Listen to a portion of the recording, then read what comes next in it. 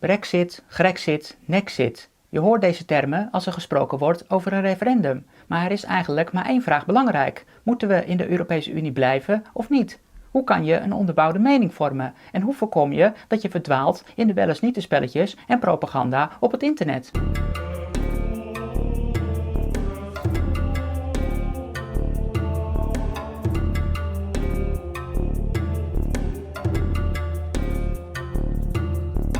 De Europese Unie is zo controversieel dat je bijna alleen maar voor of tegen kan zijn. De voorstanders zijn eurofielen, voornamelijk socialisten. Zij willen een zo groot mogelijke overheid en doen alles voor de EU. Zij zijn tegen een Brexit en voor verdragen die door de EU bedacht worden.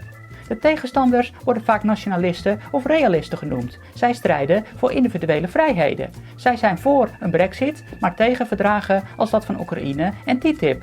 Ik noem 10 redenen waarom het verstandig is om uit de Europese Unie te stappen. 1. Angst. Volg je de discussie op internet, dan is het belangrijkste argument van de eurofiel: het licht gaat uit, hel en verdoemenis, de duivel komt je halen, de economie gaat slecht, de handel stopt, het wordt oorlog. Opvallend is dat het allemaal algemene vage bewoordingen zijn. Het is allemaal angst. Maar denk even na. Als de EU echt zo goed is voor de meerderheid van de mensen, dan hadden ze het ook wel met feiten en argumenten afgekund. Dan hadden ze geen angst nodig om mensen te overtuigen. 2.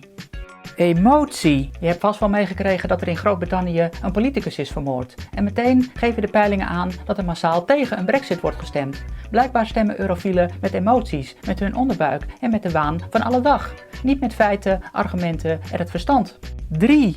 Belanghebbenden. De meeste eurofielen hebben een persoonlijk belang bij de EU. Politici komen na hun falen nergens meer aan het werk, behalve bij de Europese Unie. Je hebt lobbygroepen en bedrijven die geld krijgen van Europa. En je hebt burgers die ook aan het subsidieinfuus hangen en bijvoorbeeld uitkeringen krijgen. Zij zullen allemaal voor de EU stemmen.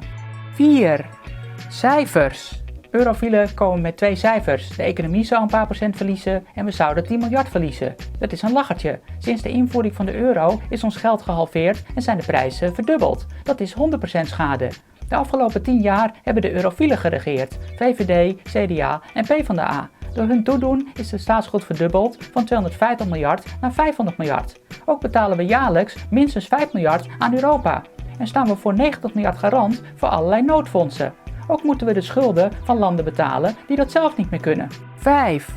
Massa-immigratie. Sinds de EU staan onze grenzen wagenwijd open. Het aantal allochtonen is hierdoor verdubbeld. Dat zorgt voor extreme kosten en criminaliteit. Er wordt vaak gezegd dat de EU voor veiligheid zorgt, maar sinds de EU is het aantal aanslagen alleen maar toegenomen. Bovendien wil de EU graag dat Turkije bij de Europese Unie komt. Dat zorgt ervoor dat 80 miljoen Turken straks toegang krijgen tot Nederland. 6. Interne markt. Het enige voordeel dat eurofielen kunnen noemen is de interne markt, maar de interne markt is fake. Er bestaat geen vrije markt zonder belemmeringen. Met behulp van belastingen, quota's en strenge regulering zorgt de EU ervoor dat alleen vriendjes goed toegang kunnen krijgen tot de interne markt. Zo sluiten we onszelf af voor de internationale handel. 7.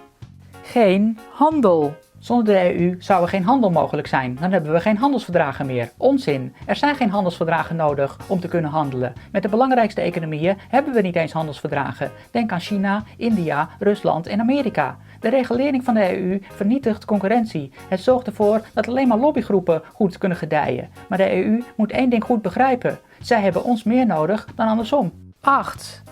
Democratie. Eurofielen roepen, het is toch gewoon democratie? De EU is inderdaad niet ondemocratisch. Het is juridisch helemaal dichtgetimmerd. Maar goed, dat was het Derde Rijk ook. De EU is antidemocratisch. De ene groep wordt heel goed bevoordeeld, terwijl de andere groep heel erg benadeeld wordt. En er is niks wat je er tegen kan doen.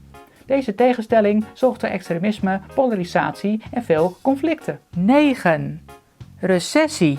Er wordt gezegd dat we zonder de EU in een recessie belanden, maar ze zeggen er niet bij dat we door de EU altijd al in een recessie zitten. Sinds de invoering van de euro hebben we nog geen jaar gekend zonder crisis. En dan hebben we nog niet eens gesproken over de enorme werkloosheid, onbetaalbare huizen en het feit dat we continu beroofd worden om anderen daarvan te laten profiteren. 10.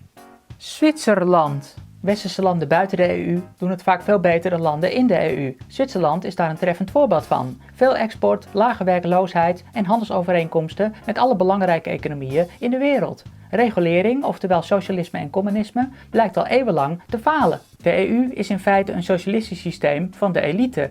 Macht zonder verantwoording. We zijn geen baas meer in eigen land. Het is een religie, een secte. Zij vinden zichzelf superintelligent en denken dat zij wel even voor het domme achterlijke volk moeten bepalen hoe zij mogen leven. We hebben onze democratie, vrijheden en onafhankelijkheid opgeofferd. En waarom? We krijgen er alleen maar schulden, immigratie en verstikkende regelgeving voor terug. Het is het allemaal niet waard. De droom van Europa blijkt een nachtmerrie te zijn. Het is daarom verstandig om zo snel mogelijk de Europese Unie te verlaten.